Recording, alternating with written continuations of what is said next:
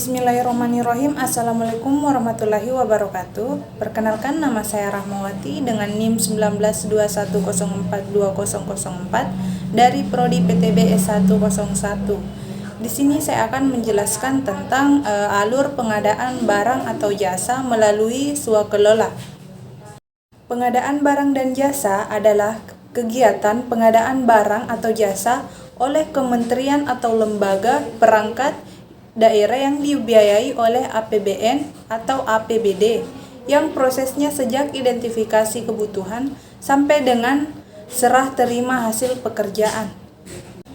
Pengadaan barang atau jasa melalui swakelola adalah cara memperoleh barang atau jasa yang dikerjakan sendiri oleh kementerian, lembaga, perangkat daerah, ormas, atau kelompok masyarakat.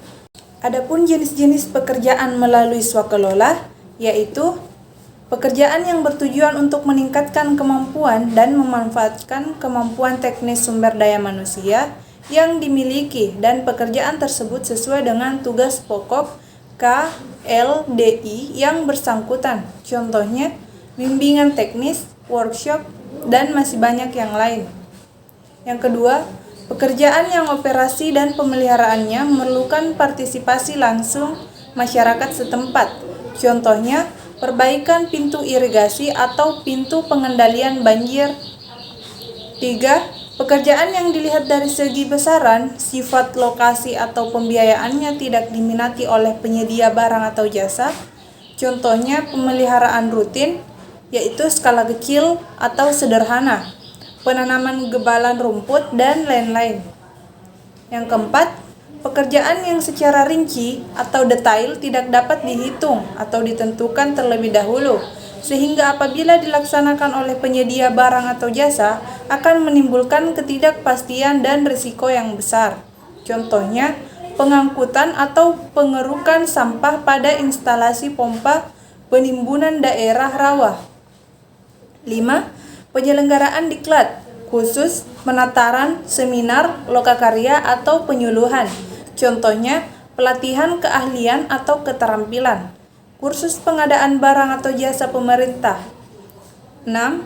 Pekerjaan untuk proyek percontohan atau pilot project dapat disurvei yang bersifat khusus untuk mengembangkan teknologi atau metode kerja yang belum dapat dilaksanakan oleh penyedia barang atau jasa.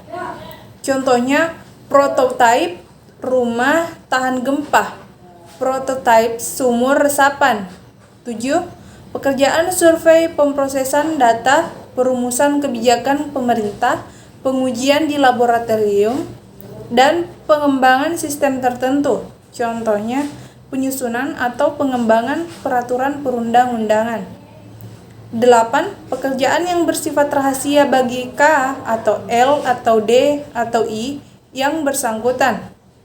Contohnya, pencetakan ijazah, pembangunan bangunan rahasia.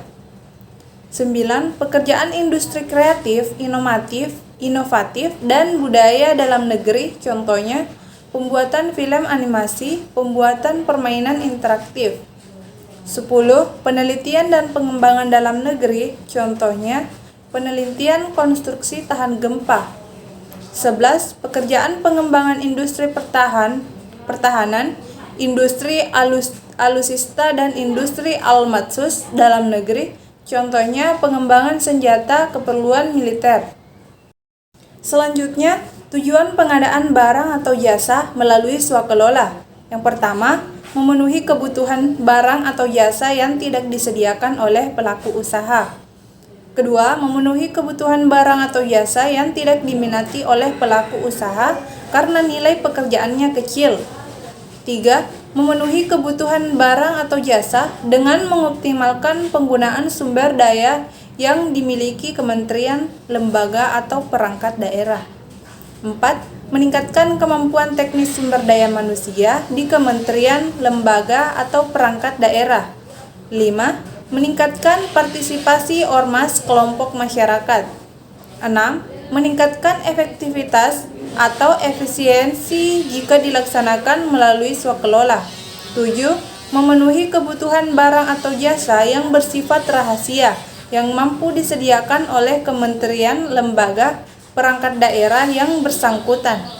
Adapun tahapan pengadaan barang atau jasa swakelola yaitu perencana swakelola, yaitu tahap persiapan yang harus dilakukan untuk melaksanakan swakelola. Yang kedua yaitu pelaksanaan swakelola. Tahap ini hampir sama untuk seluruh pelaksana swakelola.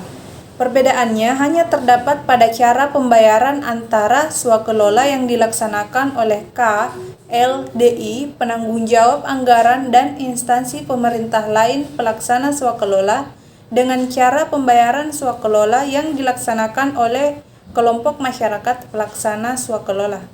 Kemudian pengawasan dan evaluasi swakelola, di mana pelaksanaan swakelola akan mendapatkan pengawasan dan evaluasi. Pada perencanaan swakelola terdapat beberapa tahapan.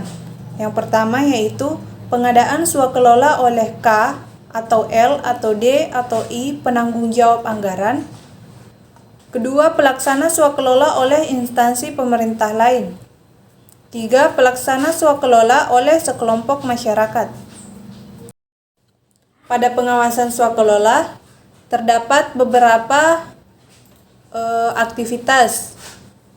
Yang pertama, pengawasan administrasi yang dilakukan terhadap dokumentasi, pelaksanaan kegiatan dan pelaporan. 2. Teknis terhadap hasil pelaksanaan pekerjaan untuk mengetahui realisasi fisik. 3. Pengawasan keuangan yang mencakup cara pembayaran serta efisiensi dan efektivitas penggunaan keuangan. 4. Apabila dari hasil pengawasan ditemukan penyimpangan, PPK harus segera mengambil tindakan.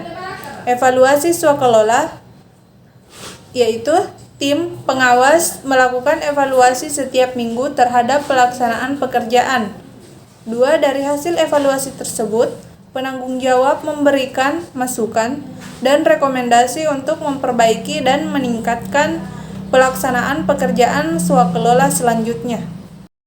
Itulah tadi penjelasan dari saya, kurang dan lebihnya mohon dimaafkan. Wassalamualaikum warahmatullahi wabarakatuh.